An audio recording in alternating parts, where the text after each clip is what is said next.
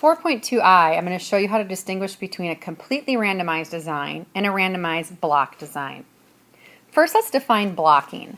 What it is, block is a group of experimental units that are known before the experiment to be similar in some way that is expected to affect the response to the treatments. So one thing you might block on is age, for example. Let's say you were doing an experiment about some new medicine that controlled high blood pressure. If you had your population be people ranging from age to 20 to 70, you might realize that the people in the higher ages should be their own block because they might have a different reaction to the medicine than those in their younger.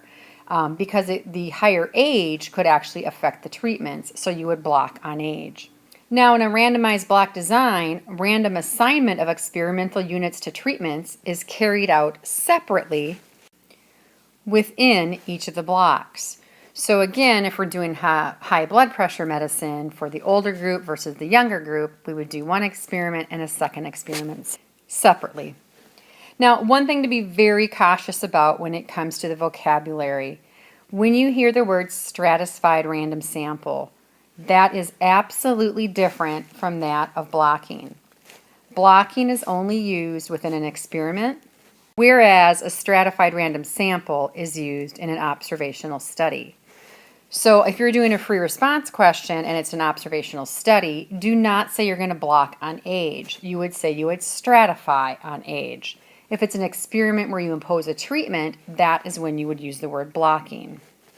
When you're doing an experiment, the blocking is actually most useful when you want to avoid lurking variables and you want to control them. So a way to control your experiment from various lurking variables would be actually form blocks.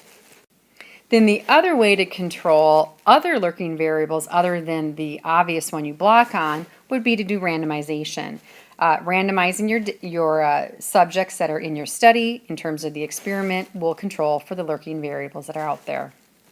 So a good moral to it is control what you can in your study design, block what you can't control, and randomize to create comparable groups.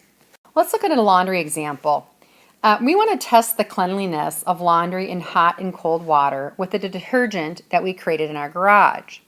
What should be blocked on? What are the treatments? And what's the measurable response variable? So I don't know how many of you do laundry, but what you're going to do is most dark colors are actually washed in cold water so that the color doesn't spread onto other clothes. A lot of the light colors or the whites are washed in hot. And we're going to have this detergent as our treatment. So what we're going to do is we want to block our load of laundry on something. The most common thing you want to block on here of what you can't control is the color of clothing that's in the pile. So the thing to block on is the light color clothes to the dark color of clothes. So imagine we take a pile of laundry and then we block on it. We put the lights in one pile and the darks in one pile. Now it's time to do random assignment of our treatments. So what are the two treatments? Well, the treatment is actually hot water versus cold water, but we're still using the detergent on both. So we'll do the cold water first, and then we will do the hot water. Now, after we've done that, what are we going to compare about the clothes? We're going to compare the cleanliness, and that is our response variable. Obviously, what we did for the light colors is what we're going to do for the dark colors. And this would be how you could map out conducting your experiment if you include blocking. Now, do be careful here. Don't confuse blocks with the treatment groups. On here, our treatment groups were the hot and cold water. So that's how we're going to treat the clothing. You are blocking on something that you cannot control, and that's going to be that color of the clothes. So be very careful on establishing your block. Let's look at this one here and determine what would we block on. It's a chocolate chip cookie example. So Anne is an avid baker who would like to compare two different chocolate chip cookie recipes.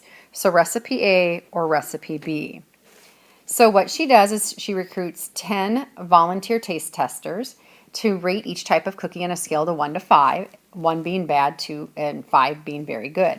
She will make 10 of each type of cookie for a total of 20. Each cookie tray will only hold 10 cookies, so she will use 2 trays and bake them at the same time in the same oven, 1 sheet on the lower rack and 1 sheet on the upper rack.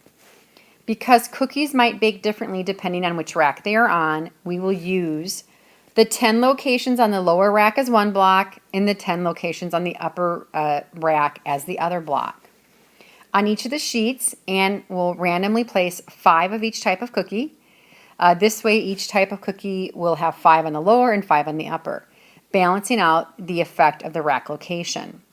Note that this experiment, the location in the oven, is the experimental units, and the recipes are actually the treatments. So this one is a little bit tricky. Okay, so we have 20 locations within the oven. Again, 2 cookie sheets, 10 cookies on each one, 5 of each type on each of the 2 cookie sheets. So what are we going to block on? Again, we're going to block because the oven may cook differently and we can't control that. We're going to block on the top rack versus the bottom rack. And I'm just going to note here that means it's 10 locations or 10 spots on the cookie sheet for each one. Now, once we've controlled for that, we are going to do a random assignment of the cookies. So come up with a random method to assign which cookie batter goes in one of the 10 spots. And then from there, we're going to go ahead and assign the treatment. The treatment itself is the actual cookie recipe. So we will say it is recipe A and then recipe B. And we're going to do type A and type B. And I'm just going to put, we're going to do 5 cookies of each. Now after we've done that, what are we going to compare? We're going to come and compare the tastiness. Now, the one thing I want you to notice about the block design, at the end, we don't ever come back and compare the top rack to the bottom rack. It's really like we almost have 2 mini experiments in one. We have the top rack results, and then we have the bottom rack results. On a block design, again, we never take this tastiness and that tastiness and do the comparison. We keep them as 2 separate mini experiments. Let's look at this better texting one. A cell phone company is considering 2 different keyboards, design A and B, for its new line of cell phones. Researchers would like to conduct an experiment using subjects who are frequent texters and subjects who are not frequent texters. The subjects will be asked to text different messages in 5 minutes. The response variable will be the number of correctly typed words. Explained by a randomized block design might be preferred over a completely randomized design for this. Now the real question is, what are you going to block on here? And when you look at it, our people that are our subjects are actually different. We have the frequent texters and we have the not the frequent texters. So you would block on how often and how frequent they text. So the rationale here is because the subjects include people of varying texting abilities. A completely randomized design would lead to lots of variability in the response. If you keep everyone in one bucket, they're going to wash each other out, basically. However, in a randomized block design, the experienced texters would be compared to each other, and the novice texters would be compared to each other. This would make it easier to see a difference in the response if one exists. Again, here you're going to notice the AP boards, a common mistake that they want to point out. We've said it already. The stratified random sample, if you use that, that is only when we're doing an observation, versus when you use the word blocking, that is when you do an experiment. So if you use the vocabulary wrong, you will lose points. Now that we know what we're going to block on, let's actually outline the randomized block experiment.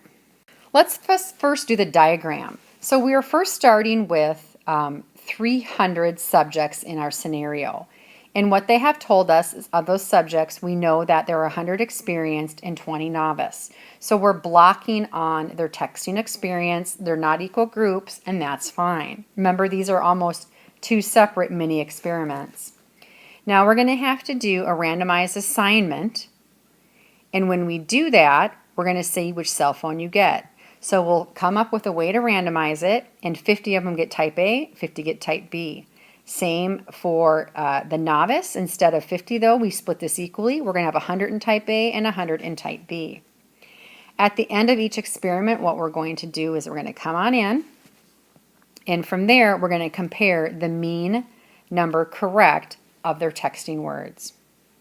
Some of the things to talk about for this that need to be highlighted are this.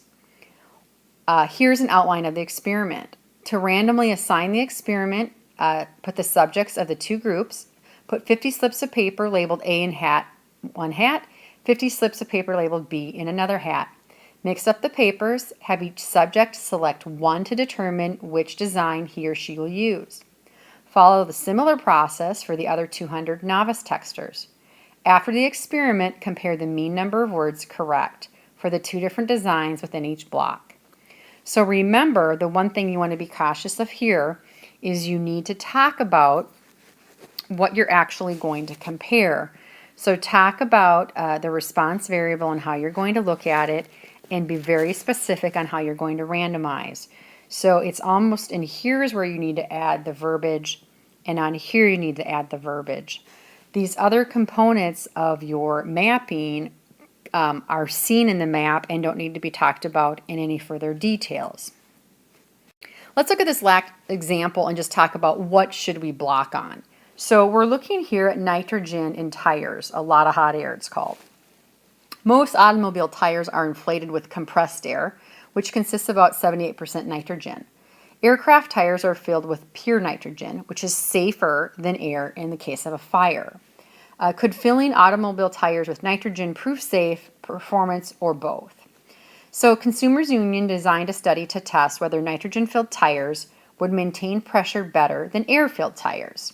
So those are the treatments, right? Nitrogen and air-filled. They obtained 2 tires from each of the several brands, filled 1 tire in each pair with 1 air and 1 with nitrogen. All tires are inflated to the pressure of 30 pounds per square inch, then placed outside for a year. At the end of the year, Consumer Union measured the pressure in each tire. So the response is the pressure. The amount of pressure lost during the year for the air and for the nitrogen filled of each brand shown in the table below. What here do you think they should actually block on? Now, we already talked about the nitrogen versus the air. That's actually the treatment that's going to be imposed. They're going to look at what the air pressure is. That's the response. So what do you block on for this? What you actually want to block on is the brand of each type of tire is a block. In each block or brand, there will be 1 air-filled and 1 nitrogen-filled tire.